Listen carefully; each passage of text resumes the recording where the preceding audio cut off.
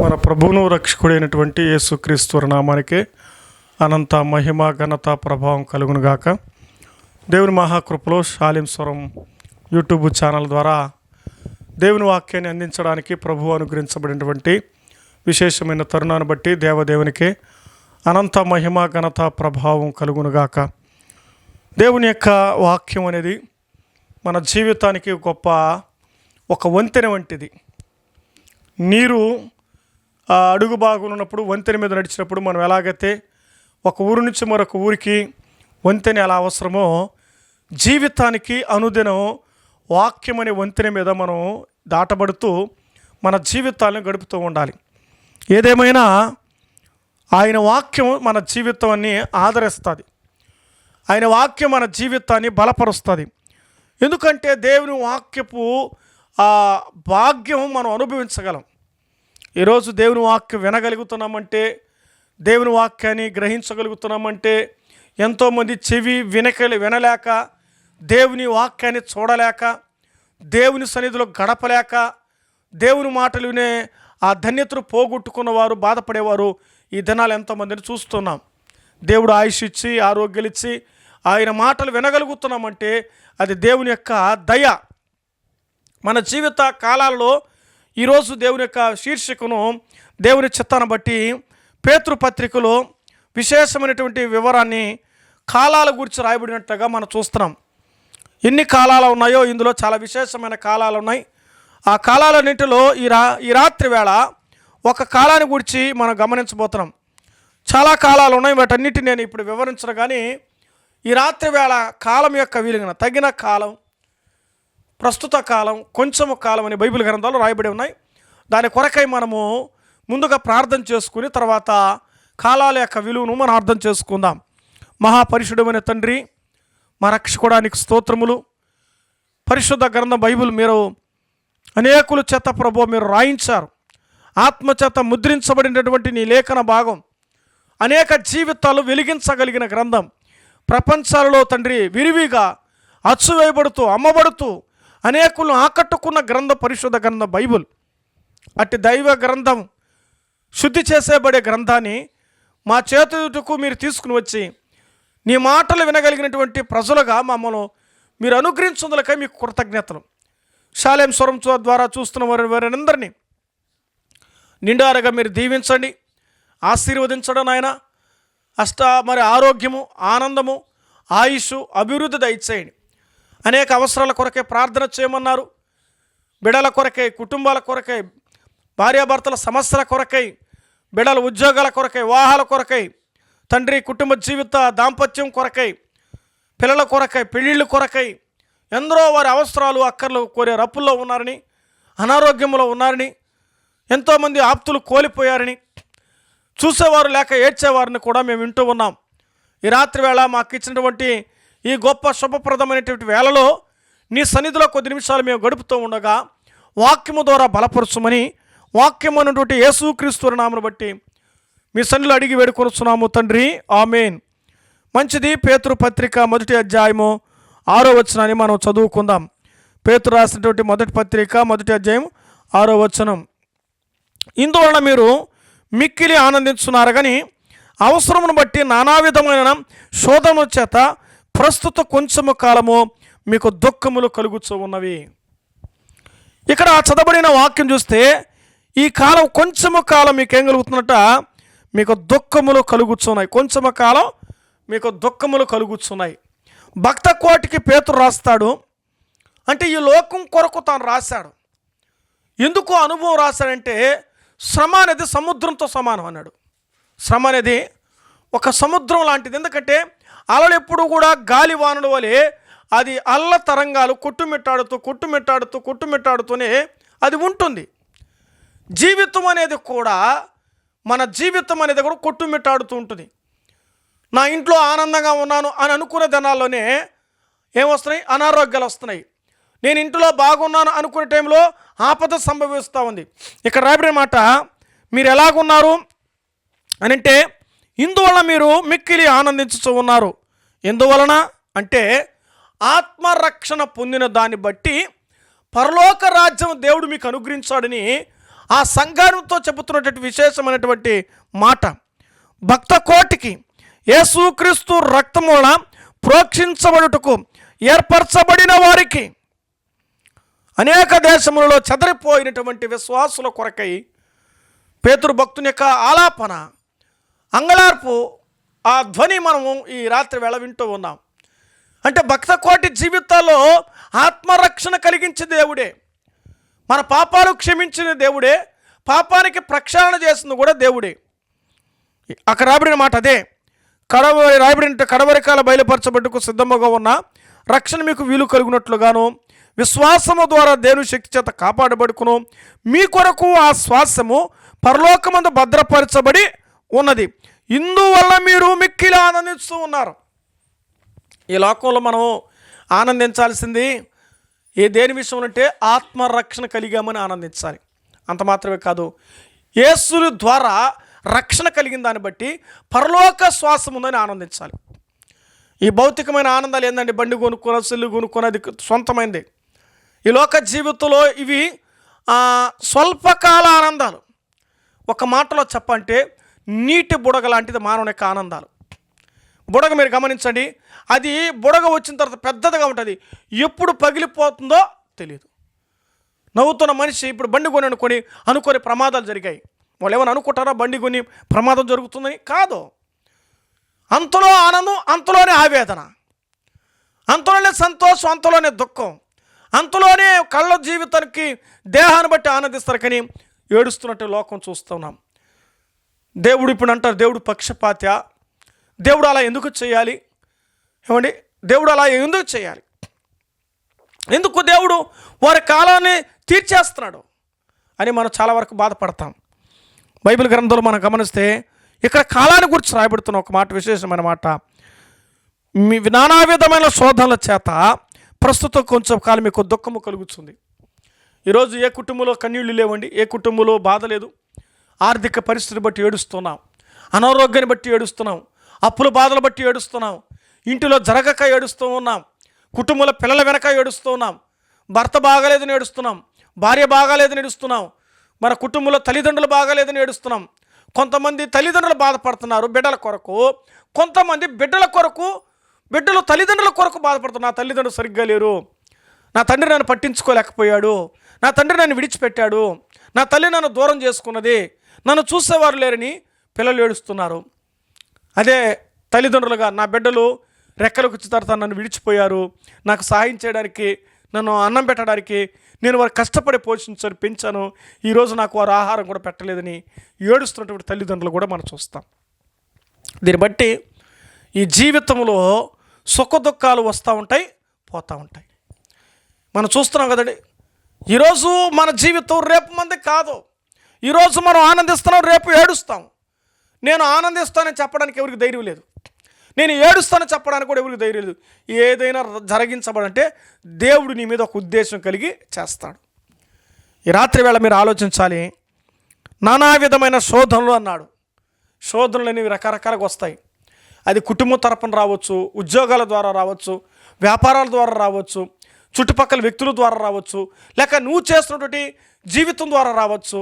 శోధన ఎలాగైనా వస్తుంది. దేవుడే చెప్పాడు మాట, ఏమన్నాడు? ఈ లోకంలో మీకు సుఖం కలుగునని చెప్పలేదైనా, ఈ లోకంలో మీకు శోధన కలుగును అన్నాడు. మరి శోధన కాలంలో మనం ఎలాగ ఉండాలి? శోధన కాలంలో ఏమి చేయాలి? శోధన కాలంలో మన జీవితం ఎలాగుంటే శోధన కాలంలో దేవునితో గడపాలి. శోధన కాలంలో అని మీకు ఇంకా బాగా అర్థం. రోగం వచ్చిన వాడు ఏడుంటాడు? హాస్పిటల్లో ఉంటాడు. జ్వరం వచ్చిందని తట్టుకోలేక 108, 103 అనుకో, తప్పనిసరిగా పోవాలి, హాస్పిటల్లో పోవాలి. అంటే ఇప్పుడు రోగం వచ్చిన వ్యక్తి ఎలాగైతే హాస్పిటల్లో ఉంటాడో, శోధన కాలంలో ఉన్నవారు, కష్టకాలంలో ఉన్నవారు, రోగకాలంలో ఉన్నవారు, దుఃఖకాలంలో ఉన్నవారు, వారు ప్రభు పాదాల దగ్గర ప్రార్థన చేయాలి. కష్టం రాలేదండి, నేను సుఖంగా ఉన్నానని ఎవరు చెప్పరు. సీఎం కూడా కష్టం ఉంది, పిఎంకి కష్టం ఉంది, సెక్యూరిటీకి కష్టం ఉంది, యజమానికి కష్టం ఉంది, యజమానురాలు కూడా కష్టం ఉంది. ఎవరి కష్టం, ఎవరి బాధ, ఎవరి వేదన, ఎవరి దుఃఖం వారు అనుభవిస్తున్నారు. ఒకరి బరువును దించడానికి ఏ మానవుడు వాళ్ళకి కాదు. శరీర బరువును దించవచ్చు, కానీ మనసులో ఉన్న వేదన, మనసులో ఉన్న దుఃఖం, మనసులో ఉన్న అంగలార్పు, మనసులో ఉన్న ఆవేదన ఎవరు తీర్చలేరు. మన కన్నీళ్లను తొడవగలిగిన వాడు, మన బాధను, మన కష్టాన్ని చూడగలిగిన వాడు దేవుడే. అందుకని మీ నిట్టూర్పులు నేను ఎరుగుదును. మన నిట్టూర్పులు అంటే మన ఏడుపులు దేవుడు ఉన్నాడంట. ఈ శోధన కాలంలో, శ్రమల కాలంలో మనం ఏడుస్తున్నప్పుడు దేవుడు చూస్తున్నాడు, దేవుడు వింటూ ఉన్నాడు. నిన్ను చూసేవాడు, నిన్ను పట్టించుకునేవాడు, నీ జీవితాన్ని గురించి ఆలోచించేవాడు ప్రభువైనటువంటి యేసుక్రీస్తు ఉన్నాడు. నేను దుఃఖంలో ఉన్నాను, నన్ను ఎవరు ఆదరించలేదు, నేను దుఃఖంలో ఉన్నాను, నన్ను ఎవరు పట్టించుకోలేదు, నేను దుఃఖంలో ఉన్నాను, నన్ను ఎవరు బలపరచలేదని అని నువ్వు అనుకోవాల్సిన అవసరం లేదు. నీ పక్షాన దేవుడు ఉన్నాడు. ఏమన్నాడు? నానా విధమైనటువంటి శోధనలు. మేము బాగా గమనించండి, చేపలు పట్టే జాలరి సముద్రం వల వేస్తే చేపలే పడుతుంది అనుకుంటాడా? లేదు. అందులో పాములు పడచ్చు, అందులో కప్పలు పడచ్చు, అందులో మరి ముసలు పడచ్చు, అందులో మంచి మంచి చొర చేపలు పడచ్చు, అందులో మళ్ళీ నండ్రకాయలు పడచ్చు, అర్థమవుతుందా? తాబేలు పడచ్చు. అసలు ఊహించడు. జాలరి తన అన్వేషణ, తన గురి, తన ఆలోచన చేపల మీదనే. కానీ జరిగేదేంటి? అనేక విధాలుగా అందులోంచి వస్తాయి. కానీ ఊహిస్తాడా? కానీ కావాల్సిందే అని పట్టుకుంటాడు. అంటే ఇప్పుడు లాగుతున్నప్పుడు బరువుగా ఉంటుంది, అయినా అంతా తీస్తే కొన్ని నష్టం కలిగి ఉంటాయి. పనికిరాని వస్తాయి, పనికొచ్చేటి వస్తాయి. అయితే ఏదోలే అని మరలా ప్రయత్నం చేస్తాడు.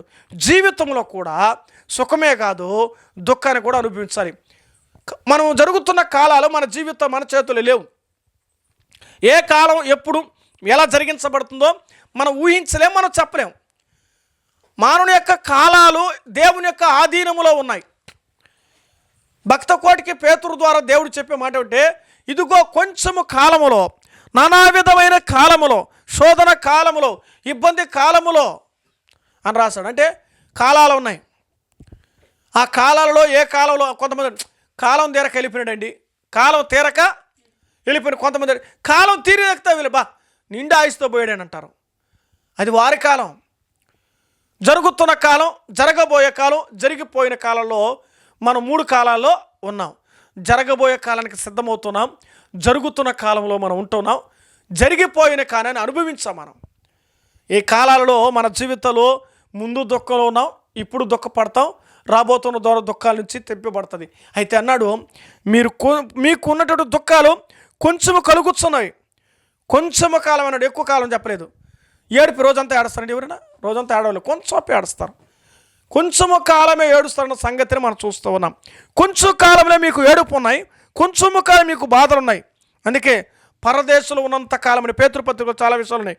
కడవరి కాలమని, మిగిలిన కాలమని, గతించిన కాలమని, కొంచెము కాలమని చాలా విషయాలు రాయబడ్డాయి. మీరు ఎరిగిన వారు బైబిల్ గ్రంథం చూశారు, అనేకులు దీన్ని మనం చదువుతున్నాం.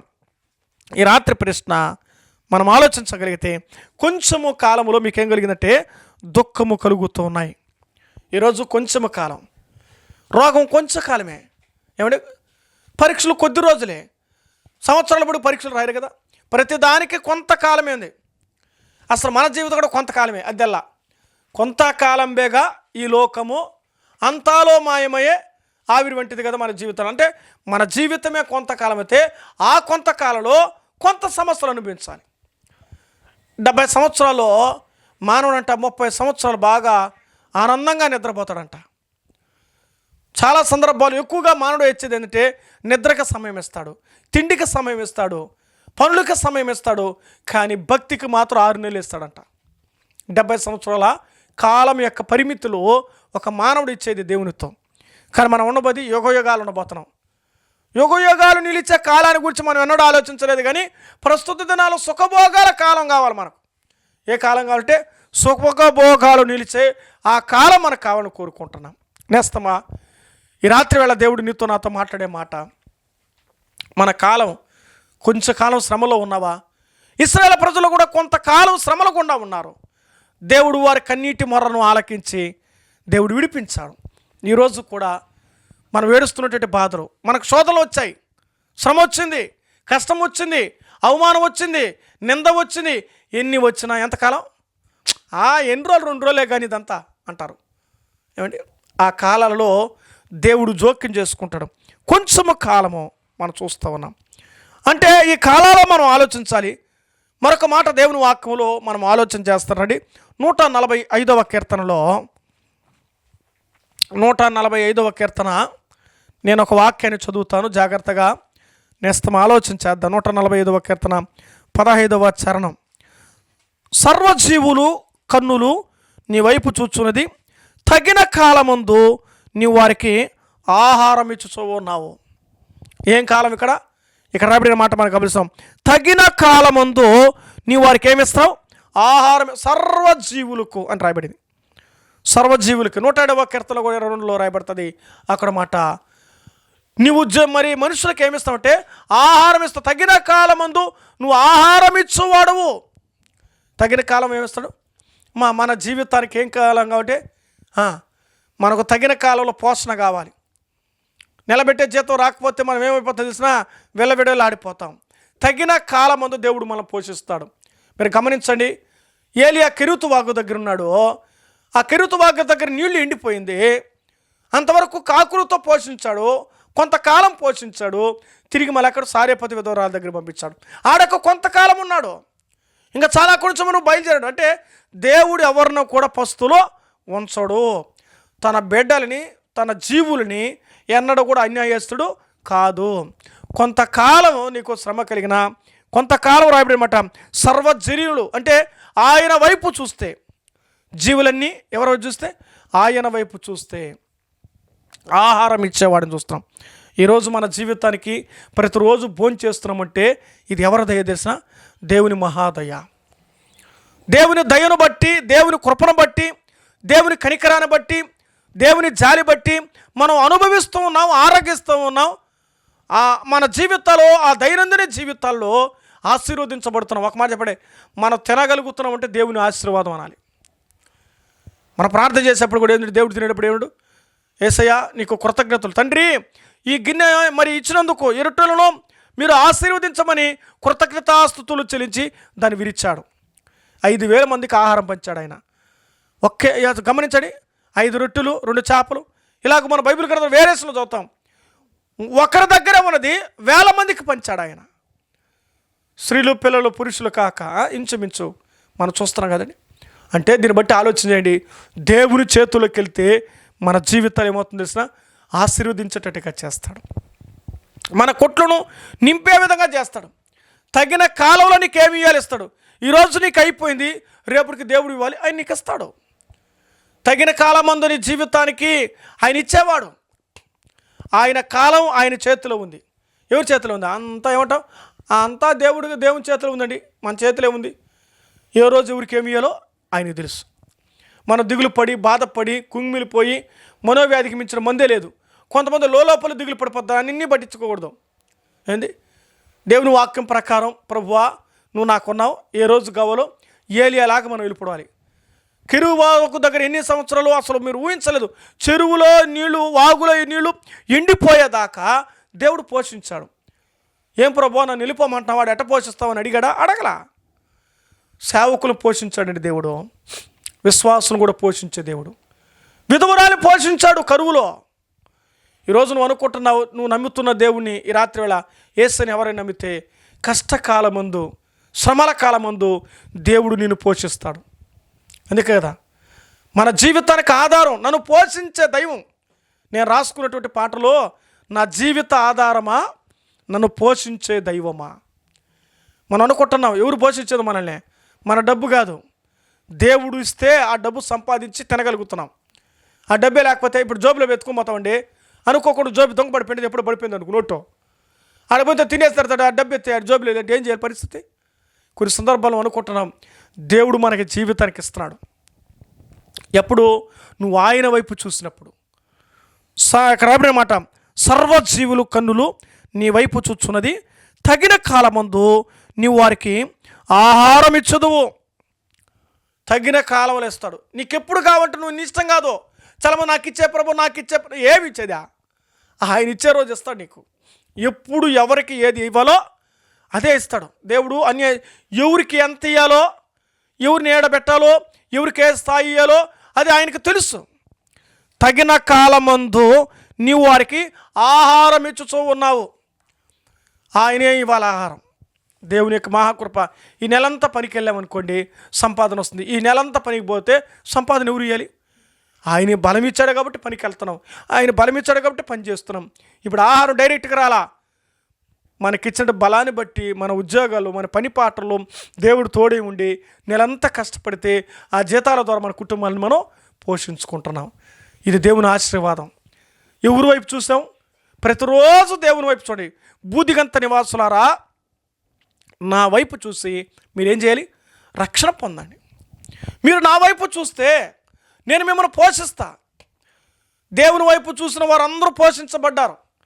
ఈ రాత్రి వేళ తగిన కాలమందు ప్రతిరోజు ఆయన వైపు చూస్తే నువ్వు తప్పనిసరిగా ఏమవుతావు? పోషించబడతావు. మీరు బాగా గమనించండి, చాలామంది గొళ్ళ దగ్గర భిక్షగాళ్ళు ఏం చేస్తున్నారు? భిక్షాందేహి అని అడుగుతున్నారు. దయదలిచి వాళ్ళకి వేస్తే మొత్తానికి ఆ పూట వాళ్ళకి జరుగుతుంది. వాళ్ళే భిక్షాందేహకుండా నేరు వాళ్ళకి ఎవరు డబ్బిస్తారా? ఎవరు హీరో? అడగకపోతే అమ్మ కూడా అన్నం పెడతాంటారు. చూడండి, దేవుని మనం అడిగి ఆయన వైపు చూసి అడిగితే తగిన కాలంలో నీకు ఏది కావాలో ఆహారాన్ని నేను కోరుస్తాడు. పంట కూర్చేవాడిగా చూస్తాం. మరొక మాట చూద్దాం రండి. యెషయా గ్రంథం 60వ అధ్యాయం చదువుకుందాం.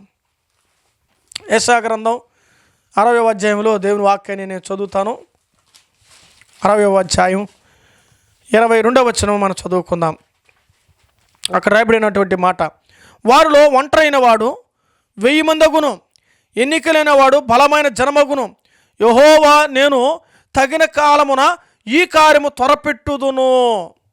తగిన కాలమున అన్నాడు అంటే ఈ కాలం నేనేం చేస్తాను? ఈ కార్యం చేయడానికి త్వరపెట్టుదును. ఎప్పుడు? ఎన్నిక లేని వాడిని ఎన్నికగా చేస్తాడు. ఈరోజు ఎంతోమంది చేదరిస్తున్నారు. నువ్వెంత నన్ను అనేవాళ్ళు ఎంతోమంది ఉన్నారు. ఎన్నిక లేనివాడే కావచ్చు. ఎన్నిక లేని వాడిని ఏం చేస్తాడు? ఏలికగా చేస్తాడు. గుర్తుపెట్టుకోండి. నువ్వు ఎవరి దగ్గర అవమానించబడుతున్నావో, ఎవరి దగ్గర కృంగిపోతున్నావో, ఎవరి దగ్గర నలిగిపోతున్నావో, కృంగిపోయిన స్థలాలు నేను నిలబెట్టడానికి సరిపోయినవాడు. పడకుండా నిలబెట్టడకు సరిపోయిన వాడవయ్యా. పదిలముగా పరిశుద్ధపరిచే పరిశుద్ధుడవయ్యా. మనం అనుకుంటున్నావు నేను ఎన్నిక లేనివాడు, నువ్వు అనుకుంటున్నావు ఏలికంటే పరిపాలించేవాడుగా చేస్తాడు. ఎక్కడ అవమానించబడ్డామో, ఎక్కడ దూషించబడ్డామో, ఎక్కడ హేళన పొందామో తగిన కాలం ఆయన క్రియేట్ చేస్తున్నాడు. సమయం ఇస్తున్నాడు నీకోసరం. నేస్తమా, నువ్వు ఎన్నిక లేని వ్యక్తిగా ఉన్నావా? ఎన్నిక లేని దానిగా ఉన్నావా? నువ్వు చేస్తున్న పని చేస్తున్న స్థలంలో నీకు విలువ ఇవ్వడం లేదా? నువ్వు జరుగుతున్నటువంటి జీవితాల్లో, కుటుంబాల్లో నువ్వు ఎంత పని చేసినా నీ కుటుంబం మధ్యలో నీకు విలువలేని బ్రతుకుతున్నావా? అక్కడ రాయబడిన మాట, నేను సిద్ధం చేశాను, నేనేం చేస్తాను? ఎన్నికగా చేస్తాను నేను అన్నాడు. ఎన్నిక లేని వాడు బలమైన జనంగా చేస్తానన్నాడు. ఏలికగా చేస్తాడు. ఒక నాయకుడుగా, ఒక పరిపాలకుడుగా నిన్ను ఒక స్థాయిలో ఉంచుతాడు. ఎప్పుడు అంటే దానికి ఒక కాలం ఉంది. ఏ కాలంలో అది పండుతుంది గమనించండి. కొన్ని కాలాలు పండేటివి ఉన్నాయి, కొన్ని కాలాలు పండను ఉన్నాయి. పండే కాలంలో మనం చూడాలి. నిన్ను దేవుడు ఒక చెట్టు వలి వేశాడు, గింజ వస్తుంది, ఫలం ఇవ్వడానికి దేవుడు నేను సంసిద్ధం చేస్తాడు. ఆలోచించండి. నువ్వు అనుకుంటున్నావు నేను ఎన్నిక లేని దాన్న కదా. ఎన్నిక లేని దానం అనుకోవద్దు. శూన్యనేమిర బైబిల్ గ్రంథంలో చూస్తున్నాం. ఇంకా సొలొమోను యొక్క అనుభవాలు కూడా మనం చదివితే సూలమెత్తి నల్లని దాని అందరి దగ్గర ఎగతాళి చేయబడింది. ఎగతాళి చేయబడింది లేదా? జబ్బు కలది లేయా ఎగతాళి చేయబడింది. మీరు అనుకుంటున్నారో మేము ఏమైనా చేయగలం అనుకుంటున్నారో, దేవుడి దృష్టిలో అవి ఎన్న తగినవి కావు. దేవుడి దృష్టిలో జరిగేటివి అసలు బలమైన జనంగా చేస్తాడు. అప్పుడు అనిపిస్తుంది మనం ఎందుకు ఇలా చేశాము, ఏమండి మనం ఎందుకు ఇలా అయిపోయినాము, ఎందుకు సైతాన్ మనం ఇలా ప్రేరేపించాడు, ఎందుకు మన ఈ స్థాయికి వెళ్ళిపోయినాము, కారణం ఏంటో అప్పుడు నీకు గుణపాఠం చూపిస్తాడు. అవమానించబడిన స్థలంలో, నిందించబడిన స్థలంలో పౌలు గారు సువార్తకి వెళ్ళినప్పుడు అసలు దయ్యం పట్టినవాడు చచ్చిపోతాడు అనుకున్నారు. పాము పట్టినప్పుడు అయితే అగ్నిలో జాడించాడు, బతకతాడా లేదని ఎదురు చూశారు. దేవుడు ఏం చేశాడు తెలిసిన? వాళ్ళని దేవతగా పూజించే వ్యక్తిగా తయారు చేశారు. అప్పుడు యేసు ప్రభు సువార్త అక్కడ ప్రకటించాడు. ఒక దీపంలో తాను తగులుకున్నప్పుడు, దేవుని సేవ నిమిత్తమే లేనప్పుడు, పడవ ప్రయాణించి వచ్చినప్పుడు చలి తట్టుకోలేక వస్తే, ఆ చలి కాసుకునే సందర్భంలో పాము కరిస్తే అందరూ కూడా శాపగ్రస్తుడు అనుకున్నారు. కానీ విలువలేనివాడు అనుకున్నారు, ఒక దోష అనుకున్నారు, ఒక పాపాత్ముడు అనుకున్నారు, లెక్కలేనివాడు అనుకున్నారు, దేవుడు ఏదో చేశాడు అనుకున్నారు. కానీ వాళ్ళే దేవుణ్ణి కొలిచే వ్యక్తులుగా తయారు చేశాడు దేవుడు. మనం ఎక్కడ పడిపోయామో దేవుడు అక్కడ మనల్ని ఏం చేస్తాడు? ఆయన లేపుతాడు. కాకపోతే అంతవరకు ఏం చేయాలి? మనం ఎదురు చూస్తూ ఉండాలి. అంతా పాటిద్దాం, అంతా నా మేలుకే, ఆరాధన యేసుకే. కొన్ని సందర్భాల్లో అవమానాల మధ్యలో ఉన్నవా, యోసేపు అన్నలు కూడా ఏం చేస్తున్నారా, కొట్టి గుట్టలో పడేసి అమ్మేసినారు. అన్న అమ్మిన మౌనంగా వెళ్ళిపోయాడు. సరే చేసుకోండి, మీ ఇష్టం, మీరు అనుభవించండి. మీరు చేసిన తప్పుని నేను సరి చేసినందుకే కదా నా మీద మీరు కుట్రపడినారు. మీరు చేసిన తప్పులన్నీ నాయనకి చెప్పినాను కదా, తండ్రికి చెప్పినందువల్ల నన్ను మీరు మోసగించి నన్ను కొట్టారు, నన్ను అమ్మేశారు. పోనీలు పర్వాలేదులే, ఒక రోజుకి మీరు నాకు నమస్కారం చేసే రోజు రాబోతుంది అన్నాడు. నమస్కారం చేసే రోజు రాబోతుంది అన్నాడు. ఎన్నిక లేనటువంటి యోసేపుని ఏలికగా చేశాడు ఐగుప్తు దేశానికి. ఫరో ఎదుట నిలబెట్టాడు. పోతీఫర్ ఇంటిలో మనం చూస్తున్నాం కదండి. లాస్ట్కి అన్నలే వచ్చి నమస్కారం చేస్తామంటే, అన్న అసలు అన్నాడు, నేను ఎవరో మీరు గుర్తుపట్టనని అడిగాడు. గుర్తుపట్టలేకపోతే ఒకప్పుడు కొట్టి హేళన చేసి నన్ను గుంటలు వేసా చూడు, ఆ యోసేపు నేనే, ఈరోజు ప్రధానమంత్రిడా. నేను చెప్తే మీ పరిస్థితి తారుమారైపోతున్నాయి, మిమ్మల్ని జైలేమంటే వేస్తారు, మీకు అన్నం పెట్టమంటే అన్నం పెడతారు. ఆ అధికారం దేవుడు నాకు ఇచ్చాడు. మీ అధికారాన్ని బట్టి రాలా, నా దేవుని బట్టి అది వచ్చిందన్నాడు. నేను నమ్మిన దేవుడు అంటాడు, చివరి అధ్యాయులు 50 అధ్యాయులు అంటాడు, దేవుడు నా మేలు కొరకే ఉద్దేశించాడు అన్నాడు. ఎవరు మేలు కొరగా? యోసేపు మేలు కొరకే. అన్నలే వచ్చి నమస్కారం చేయనారు. ఎవరు బా అన్నలే వచ్చి యోసేపుకి అంటే ఏలికగా దేవుడు ఉంచాడు. ఎన్నిక లేని వారిగా చేస్తారు. అసలు చచ్చిపోయి చెప్పాడు తండ్రికి, ఇంక లేడన్నారు. కానీ దేవుడు మాత్రం ఒక గొప్ప వ్యక్తిగా చేశాడు. ఎక్కడికి వెళ్ళిన యోసేపుకి ఎట్టున్నాడు దేవుడు? తోడై ఉండేను. జైల్లో తోడుగా ఉన్నాడు, అధికారి ఇంటిలో తోడుగా ఉన్నాడు, చివరికి ఏలికగా చేశాడు, పాలకుడుగా చేశాడు. అసలు రాజాడు, యోసేపు నువ్వేం చెప్పినా సరే ఓకే, నువ్వు చెప్పిన దాని మీద సంతకం పెడతా. మామూలుగా ఎవరు చెప్పిన మాట వినాలి? రాజుగారు చెప్పింది మంత్రి వినాలి. కానీ మంత్రి కంటే గొప్పవాడు అయిపోయాడు. అసలు యోసేపు నువ్వు ఎక్కడ ఏం చెప్తున్నది, యోసేపుకి ఎంత గౌరవం వచ్చిందో తెలిసినా, ఎంత మర్యాద వచ్చిందో తెలుసా? ఎన్నిక లేని వాడిని, చెరసాల వేయబడిన వాడిని ఒక యోగ్యునిగా చేశాడు దేవుడు. ఇక్కడ రాబడి మాట, తగిన కాలం వరకు ఏం చేశాడు? కొంతకాలం శ్రమ అనుభవించాడు, కొంతకాలం ఓర్చుకున్నాడు, కొంతకాలం నలిగాడు, కొంతకాలం ఇబ్బంది పడ్డాడు. అవమానించబడినా, దూషించబడినా, రచ్చలు వేసినా, గొడవలు వేసినా వాటన్నిటిని తట్టుకొని ఎక్కడికి వెళ్ళమంటే అక్కడికి పోతా వచ్చాడు. దాసుడుగా ఉన్నాడు, స్వతంత్రుడయ్యాడు. ఈరోజు దాసులుగా పనిచేస్తున్నాం, దేవుడు ఒకరోజు స్వతంత్రులుగా చేస్తాడు. అయితే యోసేపు వలె నిరీక్షించాలి దేవుళ్ళు. మనం అంతా మనము ఓపిక కలిగి ఉంటేనే ఏమవుతుంది? 9 నెలలు పెట్టి వెంటనే వచ్చేస్తున్నా కుదరదు కదా. నెలల నిండి ఆ కాలానికి తగిన రీతిగా రావాలి, అంతవరకు ఎదురు చూడాలి. అందుకని ఇప్పుడు తగిన కాలములో ఏలికగా చేస్తానన్నాడు. ఇక్కడ రాబడిన మాట, కొంచెము కాలములో శ్రమ కలిగిస్తాను. ఆ తర్వాత ఇక్కడ రాబడిన మాట, మీరు నన్ను వెతికినప్పుడు నా వైపు చూస్తే మీకు తగిన కాలములో మీకు ఆహారాన్ని ఇస్తాను నేనన్నాడు. తగిన కాలములో మిమ్మల్ని ఏలికగా చేస్తానన్నాడు. ఒక కాలం ఉంది, ఆ కాలంలో ఏం చేస్తాడు దేవుడు? కార్యం చేస్తాడు. అంతవరకు మనం ఏం చేయాలి? అంతవరకు నిరీక్షిస్తూ, ప్రభు మీద ఆధారపడుతూ, ప్రభు మీద ఆనుకొని, ప్రభువుని నమ్ముకొని మనం చేయాలి. యేసు మీద బలముగా కలిగి మనం ఎప్పుడైతే ఆయన మీద ఆధారపడతామో అద్భుతకరంగా, ఆశ్చర్యకరంగా దేవుడు కార్యం చేస్తాడు. తగిన కాలములో ఇక్కడ మనం చదువుకున్నాం కదండి, పేతురు పత్రికలు మనం చదువుకున్నటువంటి మూల వాక్యానికి మనం ఆలోచన చేసినప్పుడు విశేషమైన మాట అక్కడ మనం చదువుకున్నాం.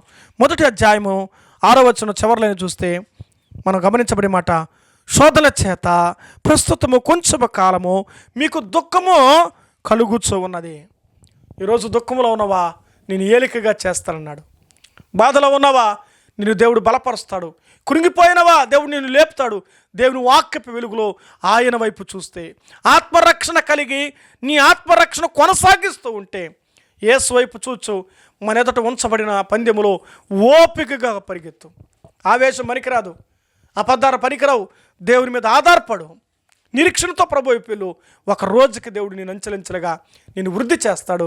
తగిన కాలంలో దేవుడు నిన్ను హెచ్చిస్తాడు, తగిన కాలంలో నేను దీవిస్తాడు. ఆయన దగ్గర కనిపెట్టి అంతే ఓపికగా ప్రభు పాదాల దగ్గర ఆయన అడుగుతూ ఉండు. నీ కొరకు నా కొరకు దేవుడు ఎంత తగ్గించుకుని తెలిసిన, పరలోకం వీడి భూలోకానికి వచ్చి రక్తం కార్చి ప్రాణం పెట్టి చనిపోయి సమాధి చేయబడి తిరిగి లేచాడు. యేసు క్రీస్తును హృదయపూర్వకంగా నమ్మిన వారికి పరలోక రాజ్యం ఇస్తాడు, లేదా అగ్నిగుండం. యుగ యుగాలు తరతరాలు అగ్నిలో కాలిపోవాలి. వాటిని తప్పించడానికి ఇష్టపడిన దేవుని వైపు మనం హృదయపూర్వకంగా